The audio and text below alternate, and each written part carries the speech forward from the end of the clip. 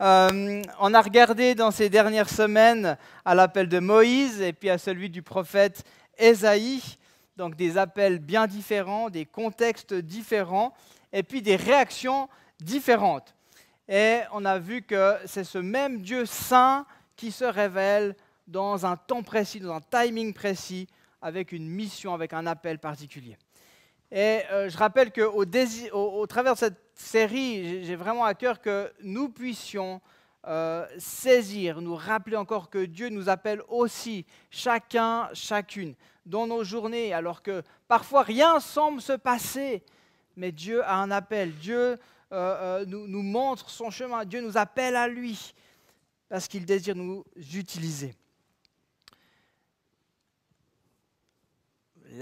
Voilà, il nous invite simplement à lui dire « me voici », il appelle, il qualifie, il équipe, et ça c'est le plus important, parce que nous on a toujours nos questions, pourquoi moi, je ne suis pas assez si, est-ce que vraiment c'est Dieu qui m'appelle à ça, etc., etc. Alors moi j'aime bien voir le Seigneur comme un sélectionneur, hein. Ne restons pas sur le banc, hein, mais il faut vraiment comprendre qu'il y a un grand match qui est en train de se jouer. Et puis c'est lui qui a le plan du match. C'est lui qui est le stratège, il a la stratégie. Et il nous appelle sur le terrain dans une position précise. Parce qu'il sait pourquoi il veut nous mettre là. Il y a un rôle précis. Et puis c'est ensemble qu'on va mettre des goals dans le camp de l'ennemi. Que vous soyez hockey ou foot, enfin peu importe. On va mettre des goals dans le camp de l'ennemi. Et bien sûr, c'est en permettant que le salut de Christ soit accepté. Faire passer des hommes et des femmes de la mort à la vie, des ténèbres à la lumière. Alors on n'a pas tous la même fonction, c'est vrai, sur le terrain. Puis parfois on loupe des ballons. Combien de ballons j'ai loupé? Tiens, vas-y, c'est à ton tour. Puis le ballon, il nous fait un peu peur des fois. Ça vous arrive d'avoir peur du bal? Non, on ne veut pas trop. Mais parfois, nous, on loupe, mais il y a quelqu'un derrière. Il y a un autre qui va choper le ballon. Et puis, c'est ensemble. Le match, tout n'est pas juste centré sur ma petite personne et puis c'est moi qui dois mettre les buts. On est une équipe, on est une armée, on est une famille et ensemble, on avance. Mais on a une fonction, on a un rôle sur le terrain. Donc, prenons part au match, ne restons pas sur le banc. Amen? Ni sur les chaises, c'est pareil. Alors, ce matin, en fait, on va regarder un contre-exemple. C'est aussi intéressant, on a regardé des appels de héros extraordinaires, mais là, on va regarder un contre-exemple, quelqu'un qui a été loin, qui a été appelé, mais dont l'Éternel a dit quelque chose de terrible. Il a dit, je regrette mon choix. Dur, hein? C'est tellement dur d'entendre ça. Comment est-ce possible d'en arriver là? Que peut-on en apprendre? Alors cet homme, c'était le premier roi d'Israël. Il s'agit de Saül. Et lorsqu'on pense à Saül, on se souvient de sa relation, on se souvient surtout de sa relation conflictuelle avec David. C'est un peu ça qu'on retient. Puis on se dit, bon, de toute manière, il y a eu David, son successeur. Donc on passe rapidement sur Saül, c'était un mauvais roi, et voilà. Ouf, David est arrivé. Bon. Mais était-ce vraiment perdu d'avance?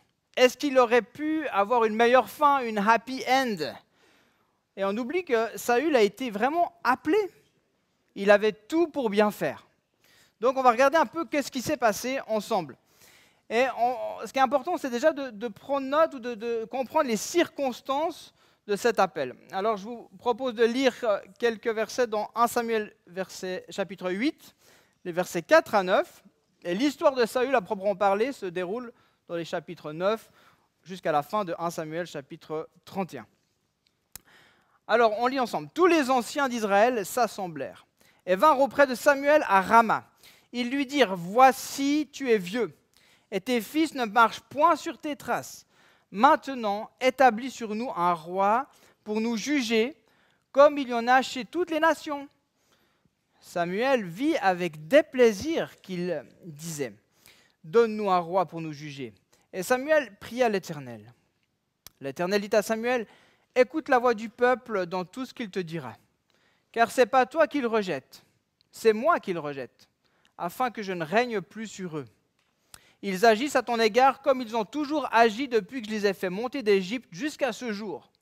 Ils m'ont abandonné pour servir d'autres dieux.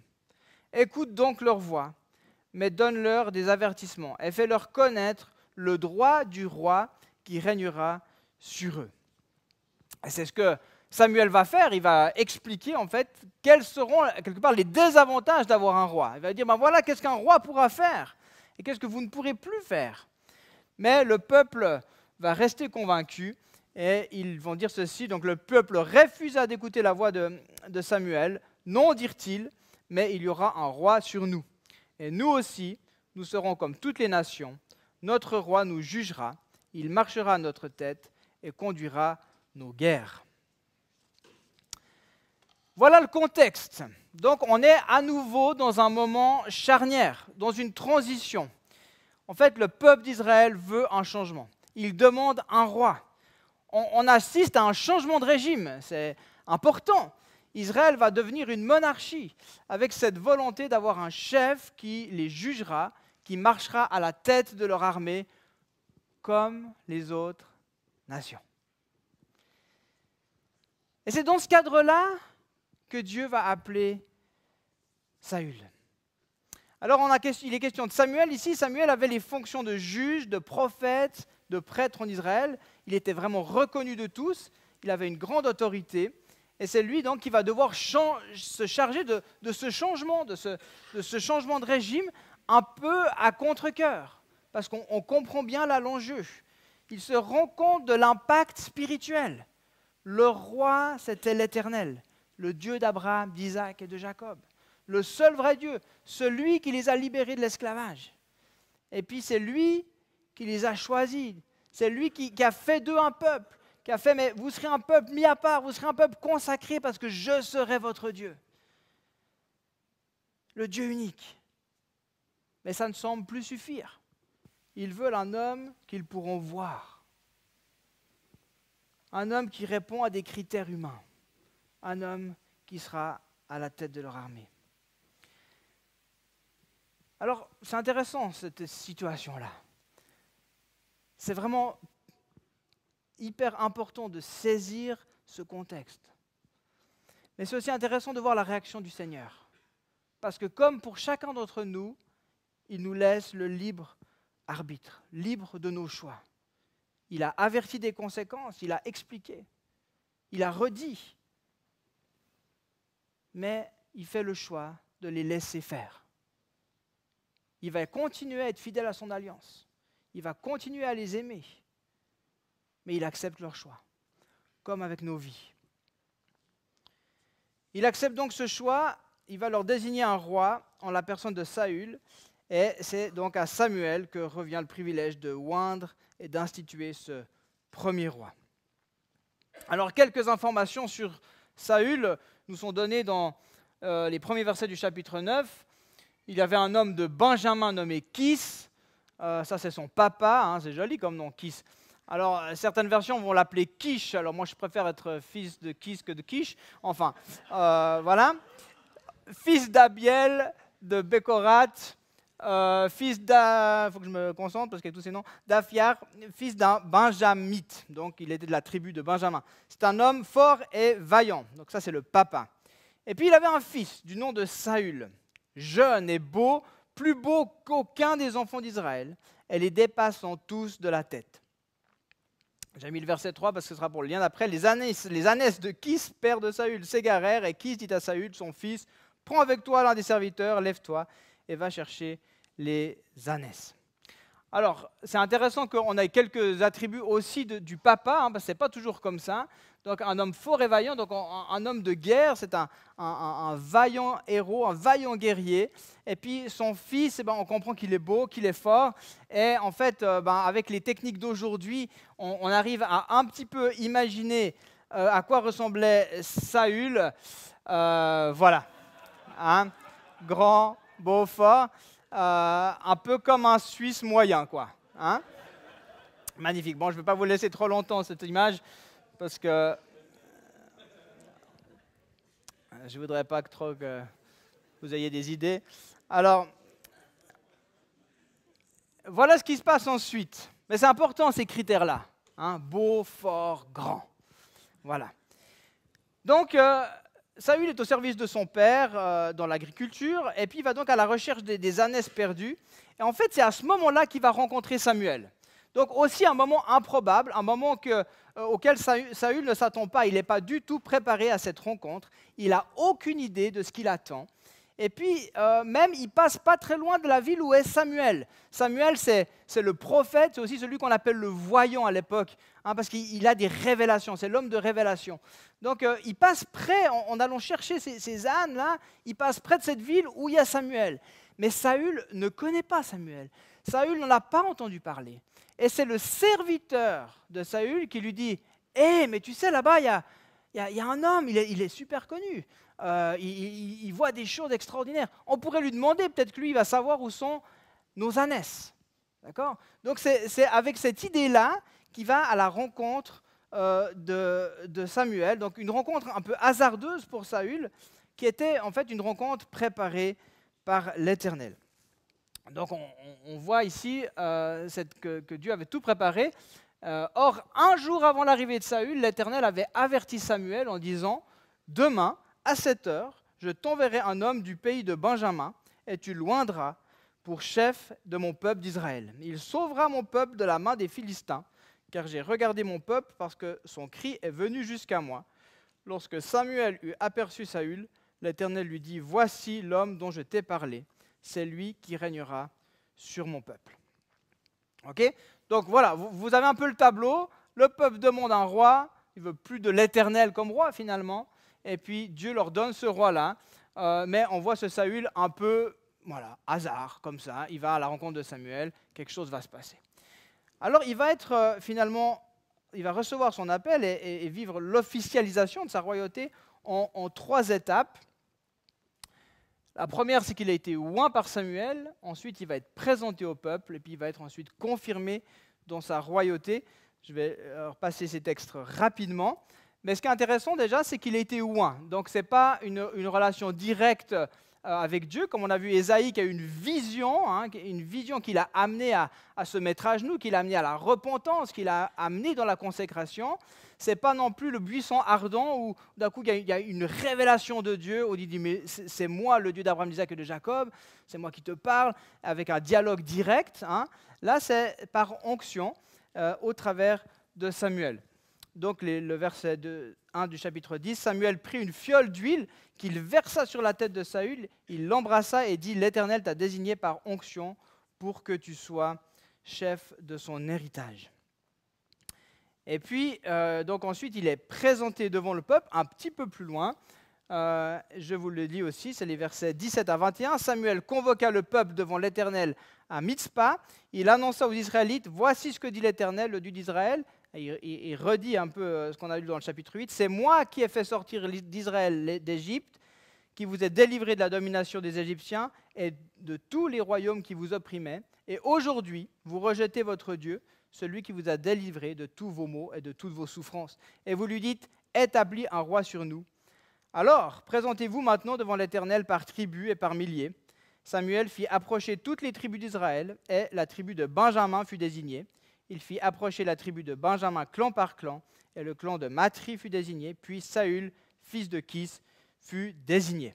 Voilà, donc ils ont tous passé en revue, mais finalement le choix a été fait, l'onction a été donnée, mais ils ont tous passé devant Samuel jusqu'à, on s'arrête sur Saül. Et puis ensuite, sa royauté a été confirmée après sa première victoire militaire. C'est au chapitre 11, les versets 14 et 15. Samuel dit au peuple, « Venez, allons à Gilgal pour y confirmer la royauté. » Tout le peuple se rendit à Gilgal et ils s'y sacrèrent Saül roi devant l'Éternel. Ils y offrirent des sacrifices de communion devant l'Éternel. Et Saül et tous les hommes d'Israël se livrèrent à de grandes réjouissances. Voilà, donc un petit processus de sélection intéressant qu'on peut garder, qui est bon. Il y a un choix divin, il y a un appel de Dieu, il y a une communication devant tout le monde, et puis il y a une confirmation après un temps d'essai. C'est exactement ce que j'ai vécu pour être là devant vous à l'Escale. Bravo, vraiment, extraordinaire. Bon. Mais plusieurs choses me frappent dans ces 3 étapes. Donc, dans la première étape, contrairement donc, aux deux appels que nous avons vus ensemble, je l'ai dit, l'Éternel ne se présente pas directement, tout se passe par l'intermédiaire de Samuel, mais on a vraiment l'impression que Saül débarque, quoi. On a l'impression qu'il débarque un peu de la lune.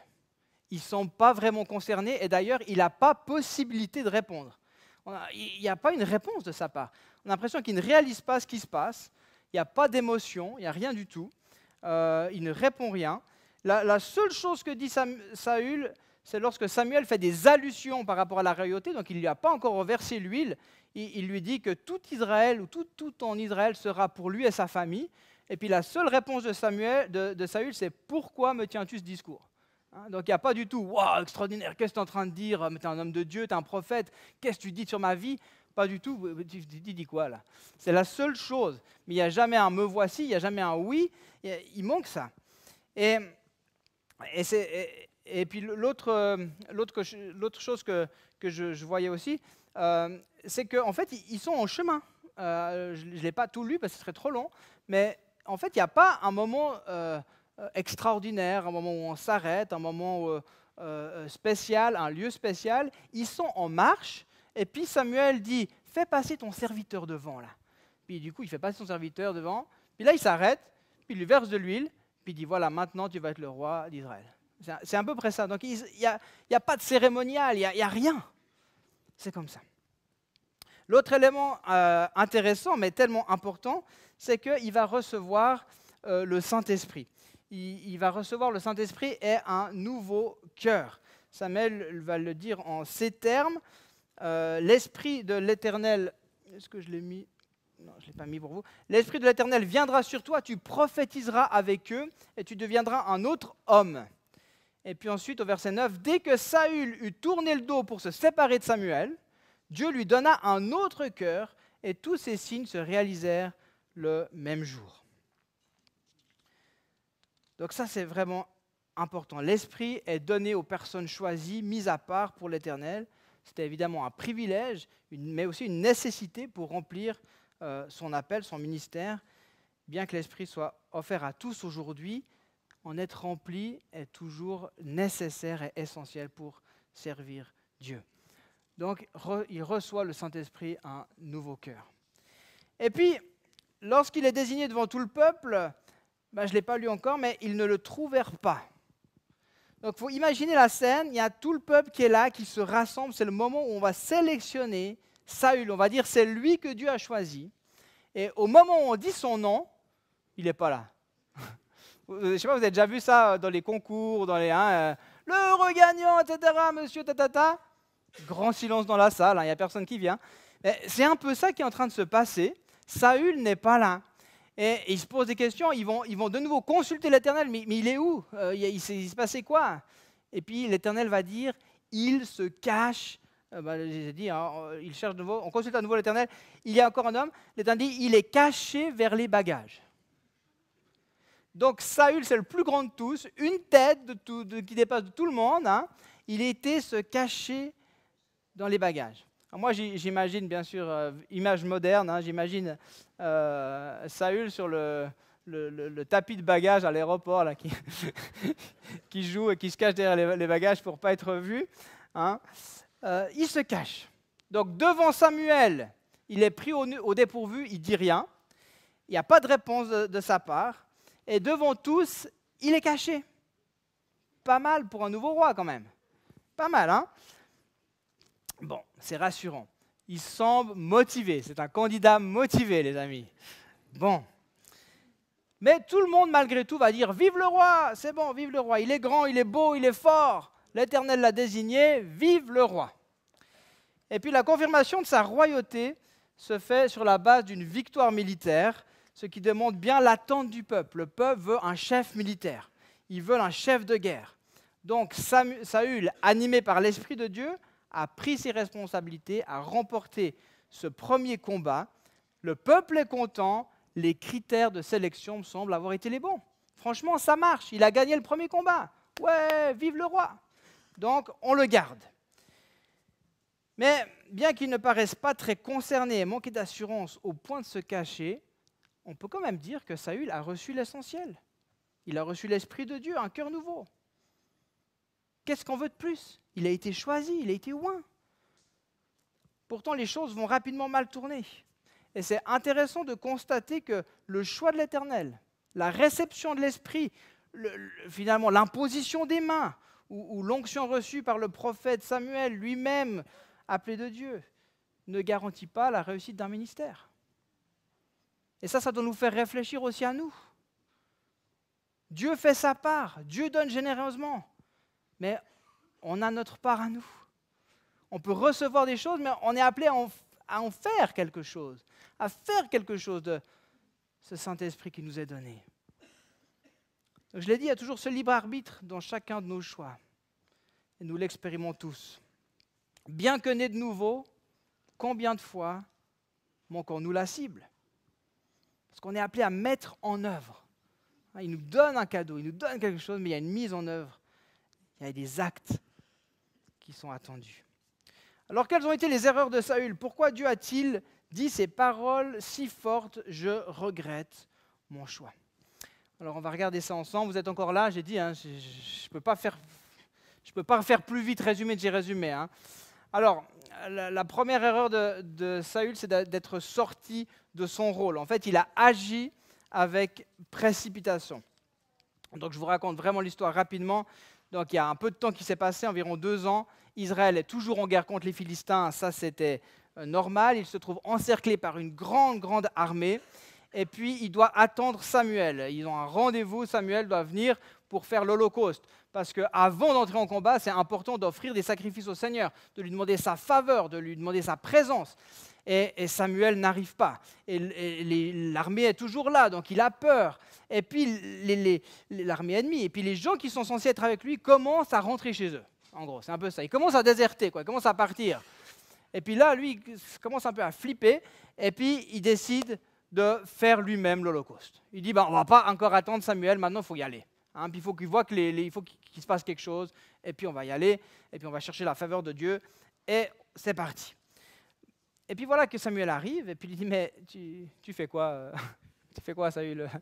Il se passe quoi? Puis, mais tu vois, tu n'arrivais pas, imagine, tu n'arrivais pas, et puis maintenant, mais il fallait y aller, puis il explique tout ça, et puis il dit, ouais, mais c'est pas toi qui peux faire ça. Tu n'as pas suivi les instructions. Parce qu'évidemment, il ne pouvait pas lui-même faire le sacrifice, il fallait que le prêtre le fasse. Donc, à partir de là, c'est directement le rejet de sa royauté, c'est très fort, on le lit ensemble. Samuel va lui dire, tu t'es comporté de façon stupide. Tu n'as pas respecté le commandement de l'Éternel, ton Dieu, que l'Éternel, ton Dieu, t'avait donné. L'Éternel aurait affermi pour toujours ton règne sur Israël. Mais maintenant, ton règne ne durera pas. L'Éternel s'est choisi un homme selon son cœur, et il l'a destiné à être le chef de son peuple. Cela arrivera parce que tu n'as pas respecté ce que l'Éternel t'avait ordonné. Donc Saül avait de bonnes excuses, mais ça ne passe pas. Et déjà là, il apprend qu'il y a quelqu'un d'autre. Quelqu'un d'autre. Dieu s'est choisi quelqu'un d'autre, un homme selon son cœur. Et c'est une mention importante, parce que bien sûr, ça fait partie, ça annonce l'arrivée de David. Et David, on sait qu'il était petit, c'était le dernier de ses frères, c'était celui qu'on n'attendait pas, celui qu'on n'allait pas chercher lorsqu'on parlait de combat. Et lorsque Samuel doit le désigner, donc Samuel aura versé l'huile sur Saül, mais aussi sur David. Et quand il va choisir David, il pense d'abord que c'est un de ses frères, Eliab, qui est grand, qui est costaud, qui est fort, comme Saül. Puis l'Éternel lui dit, non, ne prête pas attention à son apparence et à sa grande taille, car je l'ai rejeté. En effet, l'Éternel n'a pas le même regard que l'homme. L'homme regarde à ce qui frappe les yeux, mais l'Éternel regarde au cœur. Donc on voit que dans ce second choix-là, les critères sont différents. Comme si Dieu a bel et bien choisi Saül, mais avec des critères qui correspondaient aux besoins du peuple, à la volonté du peuple. Le peuple voulait un roi comme les autres nations, grand, fort. Il leur a donné, puis il leur a montré aujourd'hui, la deuxième fois, il leur a montré que ce n'était pas forcément les bons critères. Mais revenons à notre texte. Donc, qu'est-ce qui se passe ici? Saül n'attend pas Samuel. Saül a peur de perdre des hommes, de se faire battre, et donc il agit rapidement. Du coup, il sort de son rôle, il fait ce qu'il n'est pas habilité à faire, il n'est pas oint et appelé pour ça. Donc, premier apprentissage, ne fais pas le boulot des autres, mais fais le tien avec confiance en Dieu. Hein, puis je pense que c'est un bon apprentissage, n'est-ce pas? Je me souviens d'avoir fait une fois le boulot de quelqu'un d'autre, et puis j'ai failli m'en vouloir. Je vous raconte ça rapidement. Je visite un patient, je visite un paroissien à l'hôpital, et puis voilà que la poche, le goutte à goutte, est vide. D'accord? Qu'est-ce qui se passe quand la poche est vide? Bip, bip, bip, bip. Hein, c'est insupportable. Alors, on avait déjà eu un petit moment ensemble, mais c'était le temps de prier. Et puis, quand c'est le temps de prier, et puis que tu es dans un hôpital, il faut être assez rapide. Hein, parce que tu n'es pas tranquille longtemps. Vous savez, il y a toujours des passages, toujours des gens à droite, à gauche. Donc, c'était le moment. Puis là, il y a le bip, bip. Non, pas le bip, bip. Et là, il appelle l'infirmière, mais l'infirmière ne vient pas. Je ne sais pas qu'est-ce qui se passe, elle ne vient pas. Et là, mon ami me regarde avec un regard que moi, je traduis « Fais quelque chose, Luc ». Je regarde l'appareil et puis, allez, j'appuie sur un bouton. Le bip bip s'arrête. Ah, on est content, on est content. Il me dit, ah bah tu t'y connais, hein. Je fais, ouais, l'habitude des visites. Hein. Bon, ok, on prie. Et puis, gentiment, voilà, on se dit au revoir, on se quitte, je commence à mettre mes affaires. Puis là, 2 infirmières arrivent voilà, elles ont attendu longtemps, donc elles sont un peu pressées, tout ça. Puis elles voient ce truc, elles voient que c'est vide, elles voient que c'est éteint, elles ne comprennent pas trop. Puis lui, il fait encore moi j'étais presque sur le point de partir, et puis il fait encore une remarque style, ouais, c'est mon pasteur, il a arrêté là, il s'y connaît. Et là, je vois un regard de l'infirmière vraiment méchant, quoi, fâché, quoi. Qu'est-ce que t'as fait, quoi? Alors là, bonne journée. Je ferme la porte et dans l'ascenseur, je suis mal, quoi. Je dis mais purée, mais je me fais reprendre intérieurement. Mais qu'est-ce que t'as fait, quoi? Pourquoi t'as pensé que c'était ton job d'appuyer sur ce bouton quand même? Voilà, t'es pas médecin, t'es pas infirmier. Pour qui tu t'es pris, quoi? Ça aurait pu quand même être, peut-être être grave, je sais pas, même si on voit de l'air dans les veines, hein, c'est jamais trop bon. Hein. Donc on ne sait pas qu'est-ce qu'il aurait pu se passer. Mais voilà, je me fais reprendre. C'était pas mon boulot, c'était pas ma responsabilité. Et puis j'ai voulu un peu faire le malin, plutôt que de rester dans mon appel. Mais voilà, j'étais dérangé parce que je ne pouvais pas faire ce que j'étais appelé à faire. Le temps passait, et puis moi, je n'avais pas non plus toute la nuit, hein, donc à un moment donné, il fallait qu'on puisse prier, quoi. Il fallait que ça avance un peu. Et puis mon interprétation du regard de la personne que je visitais me disait, mais fais quelque chose. Donc voilà, mais je n'ai pas agi de la bonne manière. J'aurais pu attendre, j'aurais pu aller chercher une infirmière, j'aurais pu faire confiance au Seigneur simplement que ça allait se régler. Donc prendre de mauvaises responsabilités, faire le job des autres, peut être dangereux, et puis spirituellement, c'est vrai aussi. C'est vrai aussi. La meilleure chose pour s'éloigner de notre appel, c'est de faire ce que Dieu ne nous demande pas de faire. Ça marche à tous les coups. Et puis, ça nous arrive trop souvent. Alors, la seconde erreur de Saül, c'est de ne pas avoir écouté. Une erreur bien classique. Saül n'a pas écouté ce que Dieu lui a dit. Et puis, voilà qu'on est dans un deuxième combat, un autre combat. Et puis, Dieu lui dit de détruire les Amalécites et tous leurs biens. Et puis voilà qu'il va épargner les meilleures brebis, les meilleurs agneaux, les meilleurs bœufs, et tout ce qu'il y avait de bon, nous dit la Bible. Donc il a désobéi. Et Samuel vint à nouveau à sa rencontre pour avoir des explications vers ce cher Saül. Et puis Saül semble vraiment tout décontracté. Hein. Quand on lit le texte, on a l'impression qu'il ne réalise absolument pas ce qu'il a fait de faux. Hein, vraiment, je ne sais pas si vous avez déjà trouvé des personnes comme ça, vous venez leur dire quelque chose, puis ils n'ont rien compris. Hein, c'est un peu, lui, il est tranquille, il voit Samuel arriver, et puis il dit « Sois béni de l'Éternel, j'ai accompli tout ce que l'Éternel m'a dit. » Ah ouais, puis Samuel lui fait « C'est quoi les bêlements que j'entends ?» C'est dans le texte, hein, c'est quoi les bêlements que j'entends? C'est quoi les vaches là que j'entends? Ah, ça! Ah, mais ça, c'est les autres! Ah non, mais ça, c'est le peuple. En fait, ils ont voulu garder quelques bons bœufs, bons agneaux, etc., pour faire des sacrifices pour l'Éternel ton Dieu. Hein? C'est le peuple pour faire des sacrifices pour ton Dieu. Donc, pour la deuxième fois, Samuel va annoncer à Saül qu'il va perdre sa royauté parce qu'il a désobéi. Et suite à cette situation, Samuel va dire ceci, c'est un passage clé, l'obéissance vaut mieux que les sacrifices, et l'écoute attentive vaut mieux que la graisse des béliers. Mais ce qui me parle dans l'attitude de Saül, c'est qu'il ne semble vraiment pas se rendre compte de la gravité de son erreur, il ne prend pas la parole de Dieu, en fait, au sérieux. Il ne prend pas la parole de Dieu à la lettre. Il en fait une approximation. Il dit avoir accompli sa parole parce qu'il a détruit les Amalécites, c'est vrai, mais ce n'est pas exactement ce que Dieu lui avait dit. C'est comme si ça lui suffit. Il dit, finalement, j'ai fait le job, quoi. J'ai fait le plus important, c'était quand même ça. Mais Dieu n'est pas comme ça, Dieu est précis. C'est comme s'il n'y a pas de crainte de l'Éternel. Il y a un manque de compréhension de la sainteté de Dieu. Et finalement, dans sa première erreur, l'attention n'était pas mauvaise. Mais là aussi, c'est une approximation. Il devait se dire, bon, c'est pas à moi de le faire, mais bon, l'essentiel, c'est que ce soit fait. Et ici, il se donne une excuse très spirituelle. Incroyable, mais quand même, c'était pour faire des sacrifices.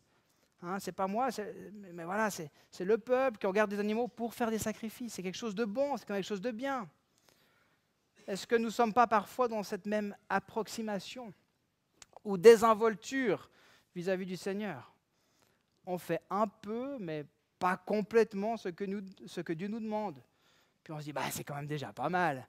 Puis si on regarde à côté, franchement, on est déjà, on fait déjà vachement mieux que les autres. Donc ça va quand même. Il devrait être content. Alors évidemment, il y a la grâce.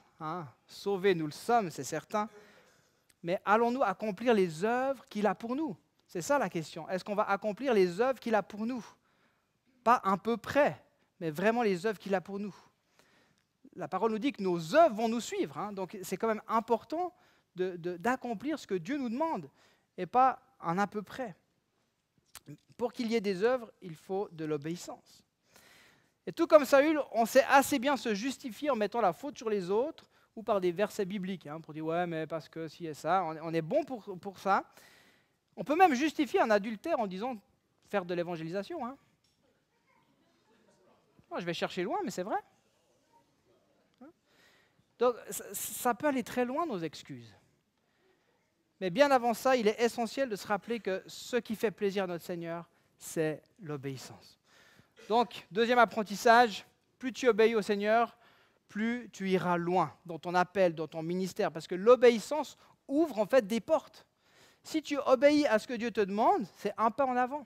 Et puis il va pouvoir te donner autre chose, puis tu vas pouvoir aller plus loin. Mais si tu refuses d'obéir même pour ce premier pas, tu vas rester sur place. Alors oui, ça ne remet pas en cause forcément ton salut, d'accord, mais où sont les œuvres? Moi, j'ai envie que mon Seigneur me confie davantage. Et toi? Alors l'obéissance, on sait que c'est difficile, c'est ce qu'on apprend, on essaie d'apprendre à nos enfants. Et puis parfois, c'est juste une consigne simple qu'ils n'arrivent pas à respecter. C'est fou. Encore hier, ma femme dit à mon fils, passe pas là, je suis en train de panosser, de passer la serpillière, pour ceux qui ne sont pas du coin. Passe pas là, ne viens pas. Ouais, mais maman, je dois juste... Non, je t'ai dit non, c'est pas possible. Mais c'est dur pour eux d'accepter, de respecter vraiment. Et puis s'ils ne respectent pas, comment on peut leur faire confiance? Puis comment leur donner plus de tâches s'ils ne font pas les petites tâches qu'on leur demande? Donc avec Dieu, c'est exactement le même principe. On est des grands enfants et on doit apprendre l'obéissance. Troisième erreur, la jalousie. Saül devient jaloux de David, qui monte en puissance et qui a la faveur de tout le peuple. La jalousie, c'est bien connu. Mais là, imaginez, il y a des femmes en plus qui chantent les louanges de David. Et, elles disent, Saül a tué ses 1000, David a tué ses 10 000. Alors imaginez, t'es le roi, puis t'entends ça. Là. Donc Saül, il devient jaloux. Et c'est quasi obsessionnel. Il veut absolument tuer David. Donc ça montre bien son insécurité, son mal-être. Saül se sentait menacé par David.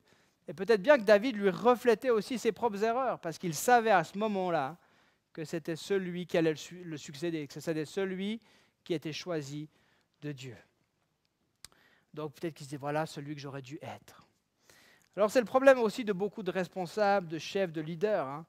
Ils sont jaloux d'une personne qui réussit là où eux ont échoué. Ça, c'est classique. Hein, ils peuvent être jaloux aussi de voir d'un coup voilà, ce nouveau collaborateur qui a des super relations, des super amitiés, qui est bien payé, qui avance dans l'entreprise, etc. Et puis ils peuvent se sentir menacés si une personne sait mieux ou plus, ou semble plus compétente qu'eux. Alors, on se dit, bah voilà, la personne va prendre ma place, elle va me ridiculiser, elle va voir que je ne suis pas compétent. Donc, du coup, il faut trouver une solution. Alors, il n'y aura pas de meurtre, hein, je vous rassure, mais il faut trouver une faille. Il faut trouver une faille chez la personne, ou bien il faut l'écraser. Il faut mentir, il faut calomnier, il faut mobber. Hein, c'est très, très connu aujourd'hui, hein, le mobbing, pour se débarrasser d'une personne devenue gênante. Mais en fait, c'est l'insécurité, c'est la peur. Donc, troisième apprentissage, ne crains pas ceux qui sont meilleurs que toi, car c'est toi que Dieu a appelé.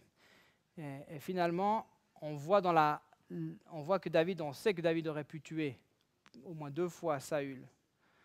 Mais il ne l'a pas fait parce qu'il a dit « je ne toucherai pas à loin de l'Éternel ». Et c'est ça qui est extraordinaire, c'est que alors que lui-même était déjà oint, il reconnaît encore que Saül est oint et qu'il ne veut pas le toucher. Donc il y avait tout, en fait, il n'avait pas à avoir peur, Saül. Il allait faire le temps que Dieu lui avait préparé.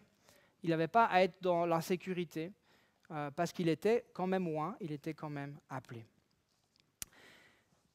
Donc on peut se réjouir des personnes qui sont à nos côtés, qui sont formidables, qui sont meilleures que nous. On peut s'en réjouir, on peut les encourager, on peut reconnaître leurs capacités et être certain qu'on est à la bonne place quand même.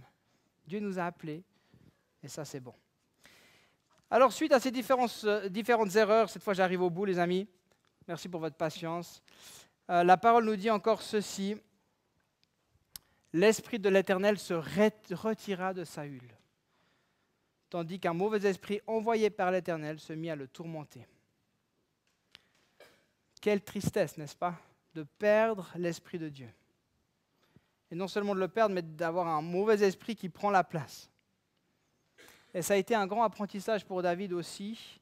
C'est comme si c'était devenu une possibilité, peut-être que, je ne sais pas s'il s'en rendait compte ou pas, mais lui-même, après son adultère avec Bathsheba, dans ce psaume 51, qui est un psaume de repentance extraordinaire, eh ben, il va dire ceci, « Ne me rejette pas loin de toi, ne me retire pas ton Esprit Saint. » C'est comme s'il avait vu que c'était possible. Il avait vu ce qui se passait. Il dit, moi non, j'ai fait une erreur, mais je vais me repentir, je vais revenir à toi, mais Seigneur, ne me retire pas ton Esprit Saint. Alors, bonne nouvelle, le Seigneur ne va pas nous retirer son Esprit Saint à nous, parce qu'il a choisi de nous le donner avec abondance. Nous sommes le temple du Saint-Esprit, c'est vrai, mais il y a quand même des conséquences, évidemment. Lorsqu'on s'éloigne du Seigneur, eh ben, il y a un silence dans notre relation, il y a une distance qui se crée. Et peut-être que plusieurs ce matin aviez reçu un appel clair, mais vous vous êtes éloignés par des circonstances, des choix. Et puis j'avais envie de vous dire ce matin qu'il est possible ce matin de revenir à cet appel, parce que la grâce, elle est pour vous. Il ne retire pas son appel comme il le faisait dans l'Ancien Testament, il ne retire pas son appel reste valable. Mais c'est nécessaire d'avoir un retour au Seigneur. On peut bien sûr s'en éloigner, on peut être tenu à l'écart pour un temps, mais il est toujours possible de revenir à votre premier appel. Ce n'est pas trop tard, peut-être vous dites maintenant, oh, maintenant c'est passé, maintenant je suis trop vieux, maintenant si. Non, ce n'est pas trop tard. C'est peut-être pour l'un ou l'autre ce matin. Donc je termine en disant que Saül avait tout pour bien faire, mais finalement c'est son manque de relation avec Dieu, son manque d'écoute, d'obéissance qui l'ont coupé de Dieu. Il n'a pas pris au sérieux l'appel. Et je vous ai déjà dit la dernière fois, suivre Jésus, ce n'est pas un hobby. Puis j'ai envie de leur dire, ce n'est pas un hobby de suivre Jésus. L'appel qu'il vous adresse, ce n'est pas éventuellement, peut-être si j'ai le temps. C'est du sérieux. Donc prenons au sérieux cet appel qu'il nous adresse. Saül était grand, fort, il avait reçu l'Esprit de Dieu, mais il n'avait pas cette humilité, ce cœur qui recherchait l'Éternel. D'ailleurs, on le voit dans le texte, c'était le Dieu d'Israël, le Dieu de Samuel, mais ce n'était pas véritablement son Dieu. Donc il a cherché à plaire à Dieu en faisant des choses, en étant peut-être même généreux, mais il n'a pas obéi. Et l'obéissance, c'est la clé. Il pensait qu'une obéissance approximative suffirait. Moi, je vous dis que non. Alors voilà, on va juste terminer en baissant la tête. Donc on a vu 3 erreurs de Saül, sa précipitation qui l'a conduit à faire ce qu'il n'était pas appelé à faire, sa désobéissance qui l'a conduit à faire qu'une partie de la volonté de Dieu, puis sa jalousie qui l'a conduit à vouloir faire mourir celui que Dieu avait désigné pour lui succéder. Alors ce matin, l'idée c'est de pouvoir en tirer quelque chose pour nous, pour notre appel, pour notre vie. Que fais-tu que le Seigneur ne te demande pas? Que fais-tu que le Seigneur ne te demande pas? Quelle responsabilité portes-tu que tu n'as pas à porter? Est-ce que tu agis sous la pression des autres ou est-ce que tu attends le temps de Dieu? Le Seigneur aimerait nous inviter à nous concentrer sur ce qu'il nous demande à faire de manière précise. C'est vraiment important. Au mot près, pas un peu près. Il n'aimerait pas qu'on fasse les choses à notre sauce. Il cherche vraiment notre obéissance. Déjà dans les petites choses, dans les petits détails, pour pouvoir nous en confier de plus grandes. Puis ce matin, il aimerait encore nous redire que nous sommes choisis, appelés, qu'il a un rôle pour nous, il a une place pour nous dans cette équipe.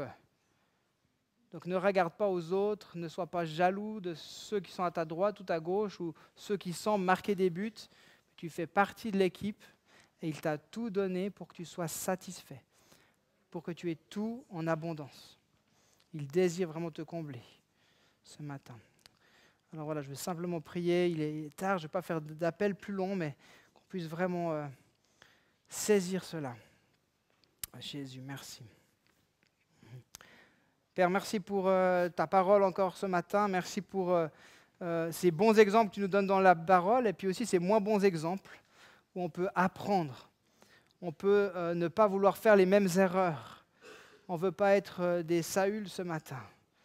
Mais au contraire, Seigneur, on désire avoir ce cœur qui te plaît, ce cœur tendre, ce cœur qui sait se repentir de ses erreurs et ce cœur qui choisit de t'obéir. Au mot près, pas un peu près. Seigneur, tu me connais, moi je suis plutôt quelqu'un dans les grandes lignes, je n'aime pas les détails. Mais Seigneur, tu m'apprends et tu nous apprends ce matin à faire les choses dans les détails, à t'écouter parfaitement. Seigneur, on a besoin de toi. Merci pour ton appel sur chacun, merci pour la place que tu nous donnes. Merci de redire ce matin à celui qui avait mis son appel de côté parce que peut-être il s'est senti disqualifié, parce que peut-être il a fait des choix qui l'ont éloigné de toi, mais qui est là ce matin. Seigneur, merci de lui rappeler à sa mémoire ce que tu avais dit sur sa vie et l'appel que tu avais mis sur lui, parce que tu ne l'as pas oublié, toi. Merci Seigneur pour la place que nous avons chacun dans ce corps. Chacun en a ce rôle. On veut faire taire aussi toute jalousie. On veut refuser de regarder à droite et à gauche. Toi. Amen.